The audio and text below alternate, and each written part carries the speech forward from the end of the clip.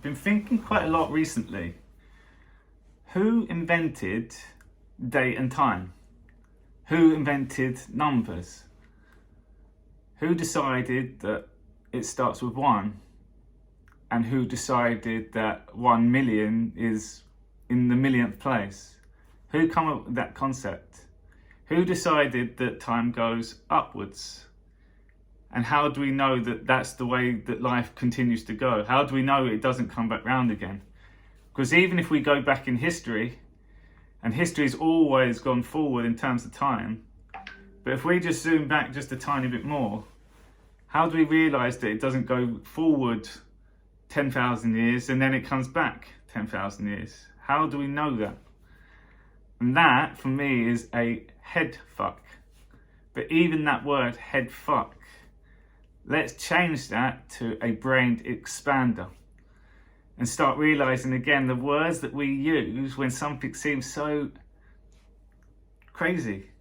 Crazy then dismisses it. So when something feels so real, that's the way that we should start living our life, is paying attention to these things that keep happening, the signs that keep appearing, the stuff that we say is unbelievable, it's unreal, but yet it always happens. We always get these different signs, that inkling, that gut feeling, we always get them.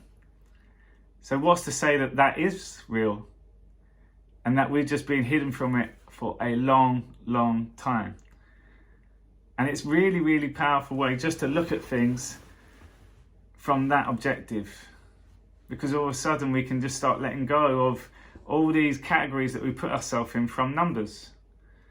70% of people get this.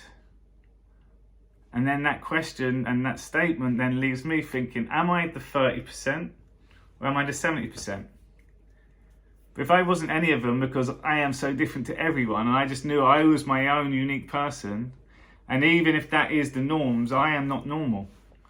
So I don't then conform to any statistic, because the stats and the numbers have just been put in place to create a trap for us, to stop us from growing, from stop us from moving forward.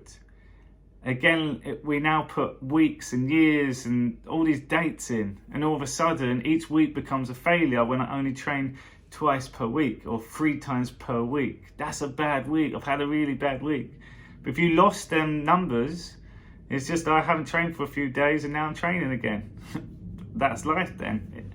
It takes all that stress of failing and wanting to do stuff out the way.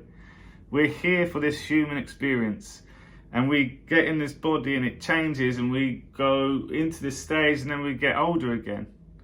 We don't know if there was any numbers, like we just know we're getting older. It doesn't mean anything, no. We die when we die, and we live the time that we are here as good as we can be. We create that whole path. So numbers, I think, have been put in to really stop us excelling, start adding fear and endpoints and dates. And like it literally is a whole strategy to restrict us from really being a human being. Have a think about that.